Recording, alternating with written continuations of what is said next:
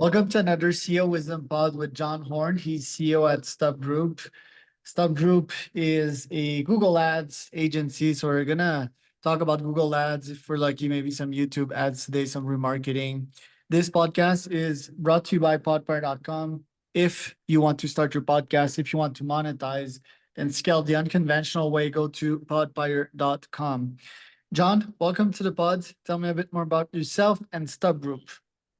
Charles, thanks so much for having me.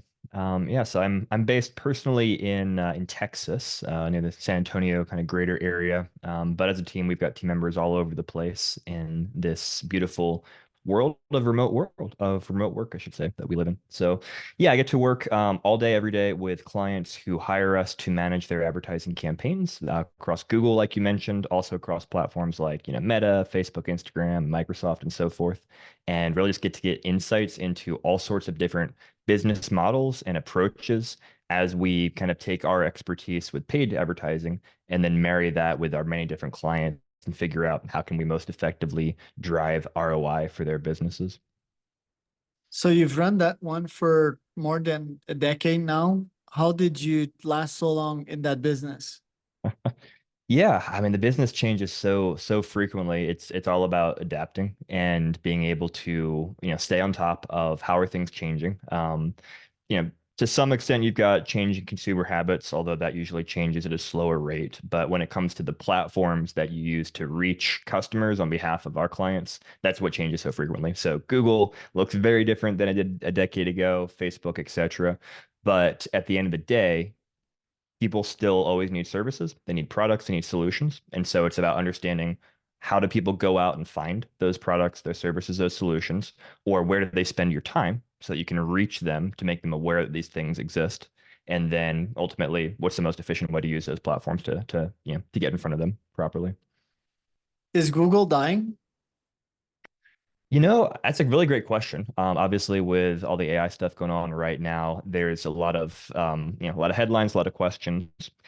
I would say that no, they're not dying. At least no time in the foreseeable future. Eventually every company comes to an end. But I think a really great example of this is back when Microsoft with their search engine with Bing, when they integrated with ChatGPT, everybody was like, "Hey, is Google going to die? Is Microsoft going to take over?" And there was almost no bump in market share, a year or two later that's measurable that Microsoft sees. So at the end of the day, we people are people of habit, and Google has captured our habits. We go to Google to search, we use Google Maps for navigation, we use Gmail for communicating, we use YouTube for watching entertainment and education. And it's going to take a long time, I believe, for those habits to change unless Google just does something, really ridiculous to screw all that up. Who are your clients and how do you find them?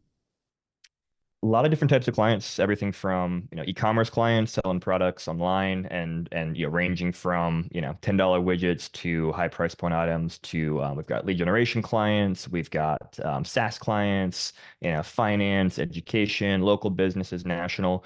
We like to say we're vertical agnostic, and we get our clients in many different ways. So we run our own advertising campaigns. I like to say we eat our own dog food. So we put ourselves out there looking for businesses who are looking for expertise in the space. We also obviously, referrals, word of mouth from existing customers. And then also an interesting kind of lead gen source for us is we've made a name in what I call the Google compliance space. So Google has a ton of policies that you have to follow in order to, advertise successfully with Google.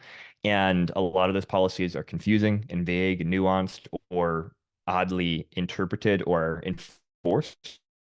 And so we've built up a lot of experience with helping businesses who have been suspended by Google or who have ads disapproved by Google figure out those issues, get them back online, and then often we'll work with them moving forward now that we've established a relationship and actually manage their advertising. And that's been a unique way of many that we've used to acquire new clients over the years. So at some point I ran a Facebook ads agency for 5 years. It was quite successful, but then Facebook got rid of most of my accounts. How do you get back these accounts nowadays? I know that some people actually sell accounts that have not been banned and are legit. And what does that mean when a business bans a bunch of legitimate folks like myself at scale? Yeah, great question. I think a lot of businesses out there have no idea how easy it is for this to happen to them until it happens. And then they find out, like you mentioned, how, business changing and detrimental that can be. So basically, when Google suspends you, just using Google as an example, that means they're saying, "Hey, we think you violated as an advertiser some one of our policies." It could be related to how you pay us money. It could be something on your website. It could be something in your ad account, etc. And we as Google are telling you that you cannot run ads through our platform anymore, which for many businesses is literally the kiss of death. I mean, we've had businesses reach out and say, "Hey, if you can't help us fix this within, a month or two, we're gonna have to lay off half of our people because so much of our business comes from Google," as an example. And so what we do is, because we've been doing this for so long, we've learned a lot over time about what is it that Google's looking at. And it's partly, what are humans at Google looking at? But a lot of it is automated these days. You've got, the robots are just looking for keywords or phrases or weird patterns or things online. And that's great because there are a ton of people trying to scam people through Google, and they should be taken down. And so Google does a really good job in many cases of taking down black hat, actors out there that shouldn't be there. But then sometimes you have those similar patterns or issues that legitimate advertisers are using, and they're not trying to do anything wrong. And sometimes they're not even violating a policy, and Google just mistakenly flags them. Sometimes they're accidentally violating a policy that they didn't even know existed and weren't trying to violate. And so what we do is we look through their account, we look through their website, their business model, their documentation, et cetera, to figure out what may Google have issue with, try to make everything perfect. And then we work through the process with Google of appealing things and providing to Google the information we know they want to see and the documentation we know that they want to see to prove that our client is legitimate, not trying to hurt people, and should be allowed back onto Google's platform. What's the most exciting type of ads one can do nowadays? Is it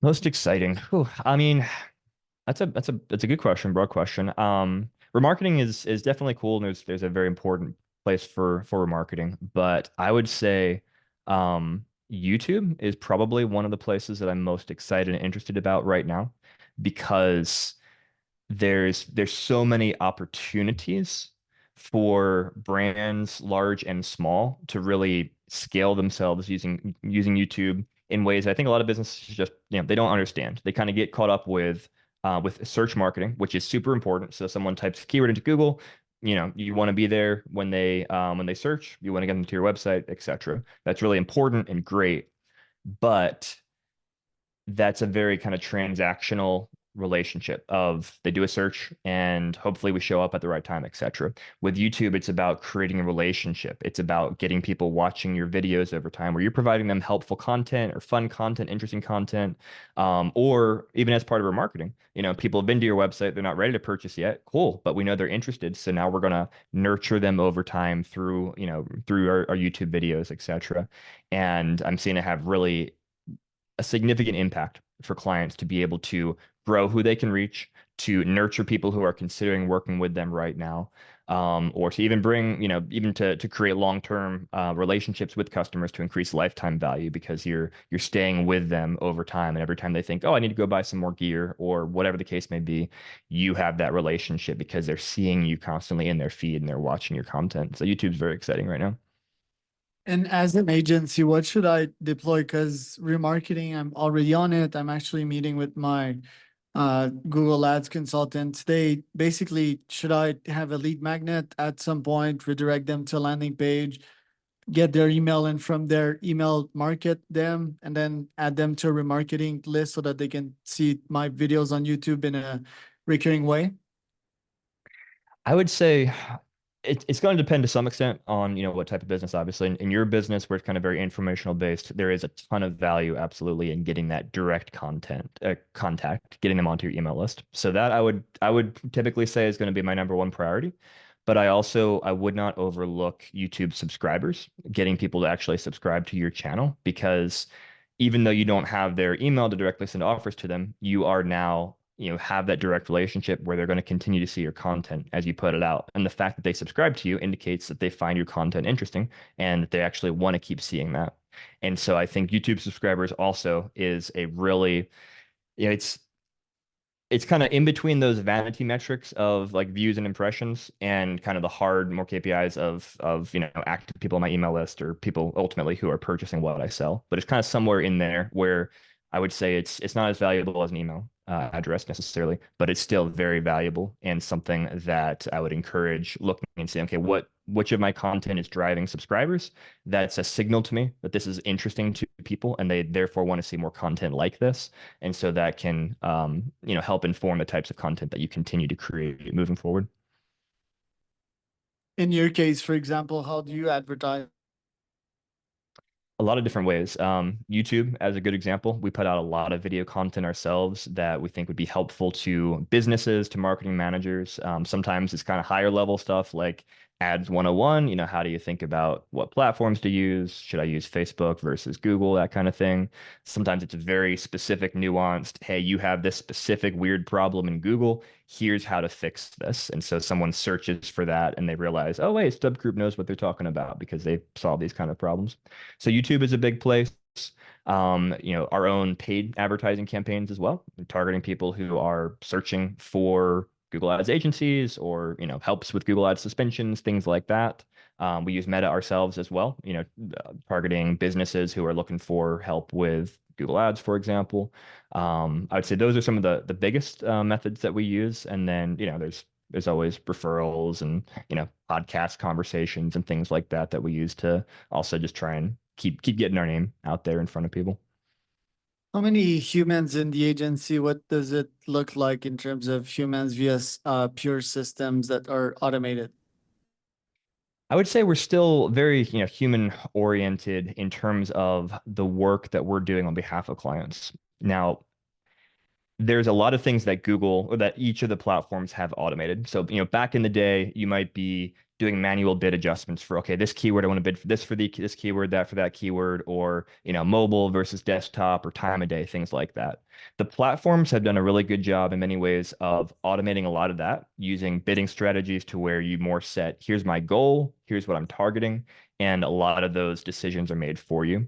So really where the humans come in at our agency is doing things like, monitoring those things because those things can go off the rails really, really fast and saying, oh, you know what, Google, you are making the wrong decisions here. Let's pull back. Or looking at things like how are we feeding the right data to Google because Google is making those decisions based upon what we're telling them about, who's filling out a form, who's placing an order, etc. So if that data goes wrong, then Google's going to make wrong decisions. It's about the creative side still, making sure we're saying the right things to the right audiences and the campaigns. And it's about, helping clients understand things, understand, okay, here's the data. What does this data mean? How can we feed more, whether that be budget or feed less in terms of ad spend or whatever, to actually accomplish what your goals are? And so really we're kind of being that bridge between the automation that the platforms provide and the clients who don't understand, how those things go. And there's obviously, as you know, way more to it than that. But those are some of the primary things that I kind of see our team members needing to do when they work with clients. What are your top priorities this year? Sorry, you cut out there. What was the last thing you said? Yeah, what are your priorities this year? Priorities this year are, I'd say, a couple fold. One, we're always looking for the right people to bring on board because we're a service business. Our product really is the expertise and talent and time of our team members. So I'm constantly looking for the right team members to bring on board to make sure that we scale as our clients scale and we can continue to provide a high quality of service. So finding the right people is going to continue to be a top priority for me this year as a CEO. Looking for ways to better leverage AI, whether that be LLMs or other things, to make us more efficient. Every day there's such crazy advancements right now in how we can apply AI to our working lives. And I know there's many areas where we are behind in this, where we can improve and get more streamlined, spend less time, therefore accomplish more, or just increase the quality of our output as well. So that's another big thing. And then I would say continuing to kind of raise the flag of Google compliance, for lack of a better word, of trying to proactively help businesses understand that even if they've never had an issue with their accounts with Google, Google is changing things so much right now that they need to be on top of things and proactively auditing their things, understanding the policies, staying on top of the new policy changes so that they never have to wake up to that, red bar of death in your Google Ads account saying you're suspended, you can't get more business from Google. So lots on the plate for 2024, but those are the three priorities I'll pick for now. And in a decade running your agencies, what have been instances in which everything was going wrong and you even thought of shutting down? How did you face these challenges and how did you find solutions? There's always things going wrong, always problems, challenges. One of the, I think, realities that impacts a lot of agencies is often they'll have maybe a couple of partners or a couple of clients who are a high percentage maybe of the revenue that they're driving. And so if you lose one of those, that can be devastating to the agency. And we've gone through those things ourselves. We've gone through situations where, hey, for whatever reason, partner moves on, and that, is a really significant hit to the revenue that we're making and therefore how we're able to pay our team and move forward. And so I think each time that something like that happens, it's about it's a couple things. A, sometimes you have to make tough decisions. You have to be willing to, let people go. If you realize that, hey, if we just try and keep everyone on because we love everyone and we want to keep everyone on, the business as a whole will tank. We have to right size our cost. And so sometimes we had to make hard decisions like that of saying, we love you, but we, because of these things that changed are outside of our control, we can't keep working with you. We'll do our best to find you another job, that kind of thing. So you have to make those decisions and make them quickly. If you have a big revenue losing incident, you've got to right away say, okay, what do we have to do from a cost perspective so that the business is not going to go under?